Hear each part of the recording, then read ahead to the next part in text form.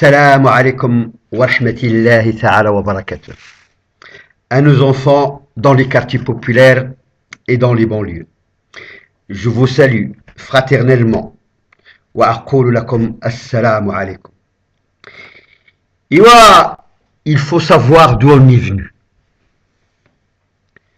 Dans les années 70, dans les années 60, après les guerres en Algérie et au Maroc, la France a besoin de beaucoup d'ouvriers, de beaucoup de main-d'œuvre pour reconstruire la France. Nous sommes arrivés par millions. 1 million d'Algériens, 900 000 Marocains, 1 million et quelques de Portugais, 800 000 Italiens, 160 000 Tunisiens, plus de 100 000 Turcs. Donc, il y avait plus de 4 millions de musulmans en France en 1970. On est venu pourquoi? Pour construire la France. Donc, pour les étrangers, on a des métiers, on est destiné à des métiers. La construction, la métallurgie, l'électronique, le bâtiment, c'est-à-dire les métiers les plus durs. Et on a travaillé 45 heures, 50 heures, 60 heures. Et le but en réalité, c'est de venir faire un peu d'argent et de retourner chez nous, dans nos pays d'origine. Pour les Marocains, c'est le Maroc. Pour les Algériens, c'est l'Algérie. Pour les Tunisiens, c'est la Tunisie. Donc, on est arrivé, on habitait à 30-40 km des villes.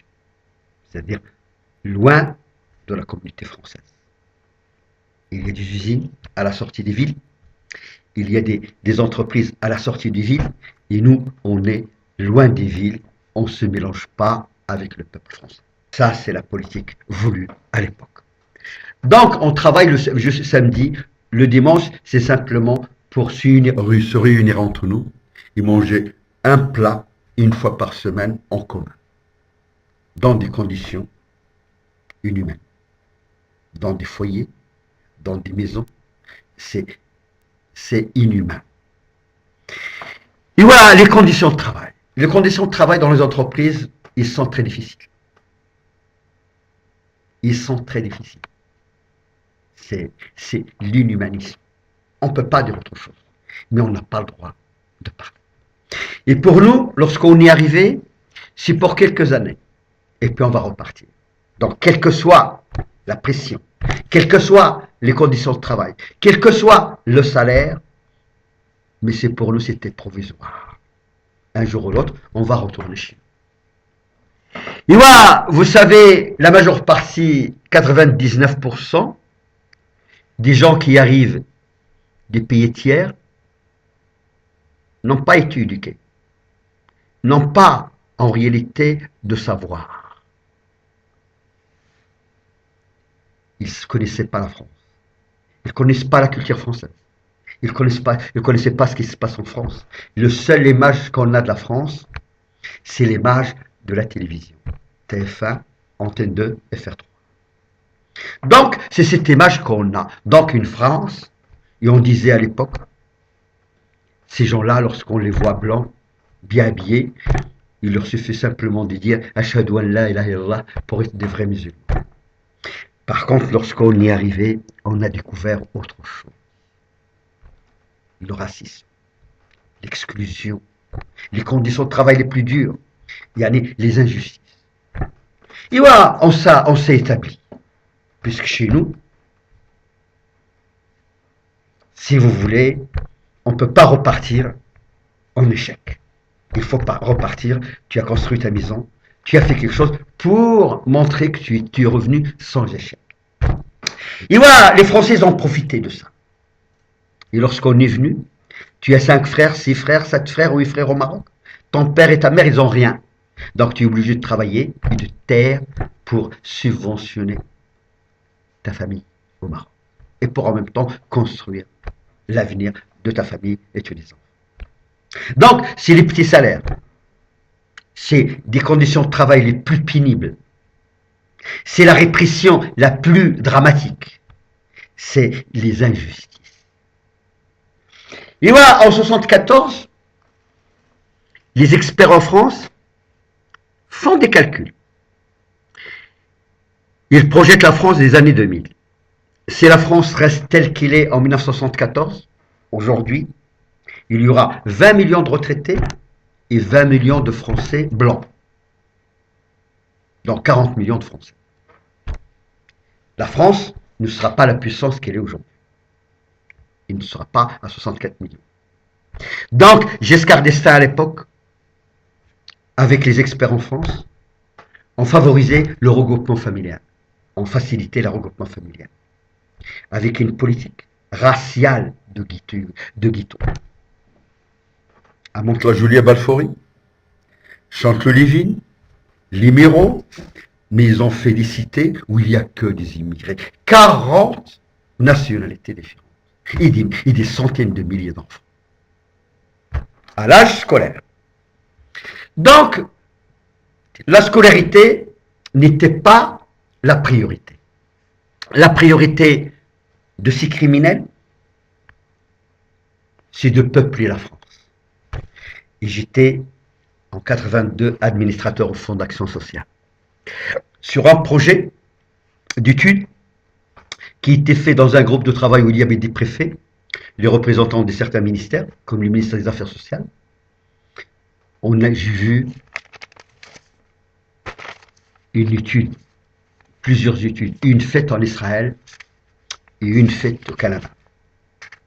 Et on a, pendant les discussions sur au groupe de travail, les directives qui ont été données par Madame Georgina Dufoy, ministre des Affaires sociales en 1982, c'est d'appliquer les méthodes israéliennes dans les quartiers populaires et de faire des ghettos et d'isoler les enfants et de ne pas les scolariser.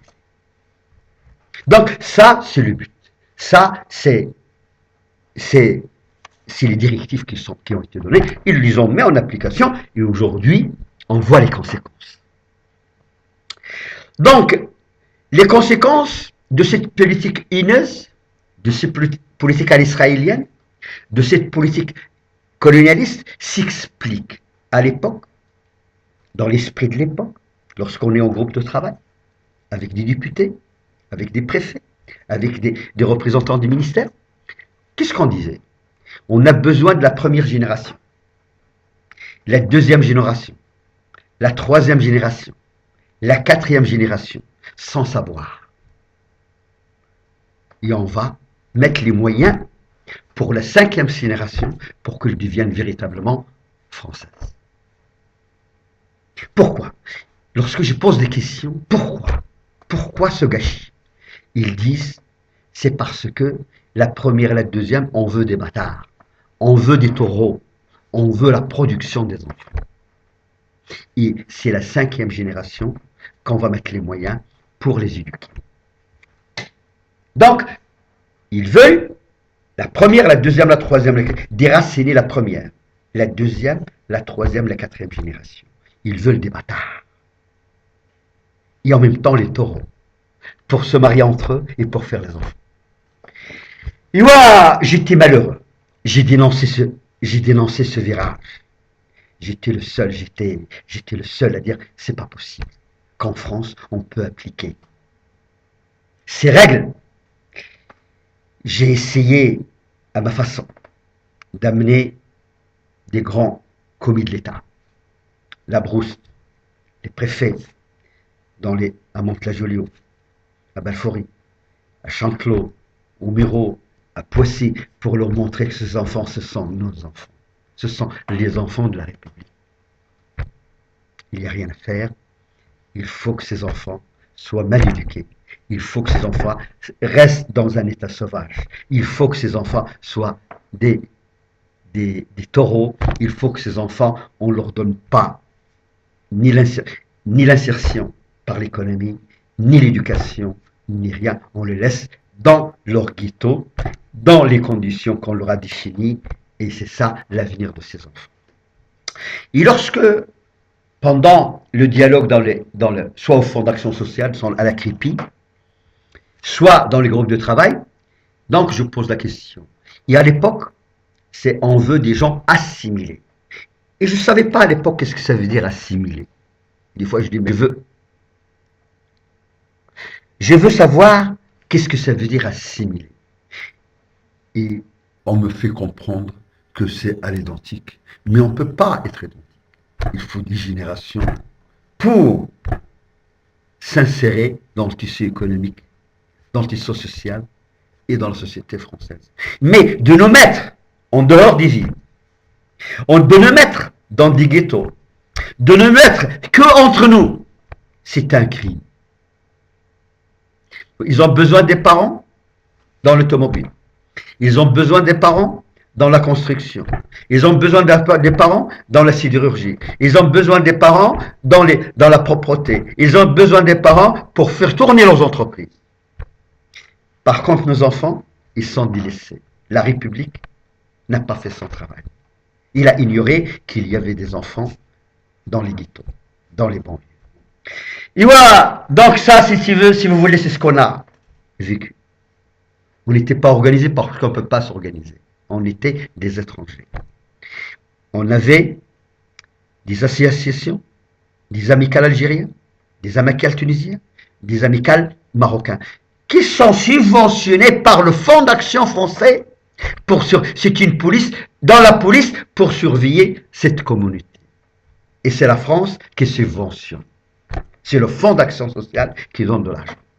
Donc cette politique, si vous voulez, a fait son temps. Et aujourd'hui, la France récolte, c'est-à-dire ce qu'il a semé. Donc, aujourd'hui, on ne peut pas culpabiliser les parents. On ne peut pas culpabiliser les mères. On ne peut pas culpabiliser, mais c'est